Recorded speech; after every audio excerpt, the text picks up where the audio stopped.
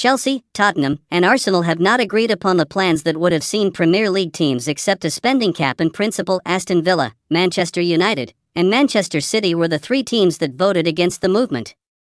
The only team to vote against was Chelsea, while the teams of Mikel Arteta and Ange Postecoglou were among the 16 teams who supported the motion and made it happen.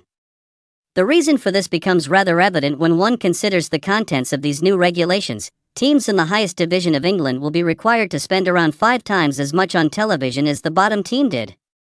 It will now be brought before an annual general meeting for approval following the successful vote. Additional information about the proposed cap, including as its magnitude, possible penalties, and the date it would take effect if it were to become a reality, would be covered at the conference. It is partially revealed why the North London clubs voted differently from Chelsea, Arsenal. The Gunners believe they have been among the league's highest spending teams in recent years. They dabbled with the profit and sustainability regulations last summer, which is why David Raya came on loan at first and why, despite a successful title push, no signings were made in January. Arsenal has been able to completely reorganize their roster, making significant changes to Arteta's choices while keeping wages relatively low.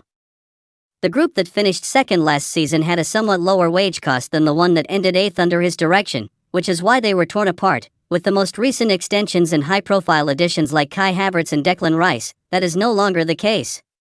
Arsenal informed observers that the club was in fact adhering to the rules when the most recent records were made public.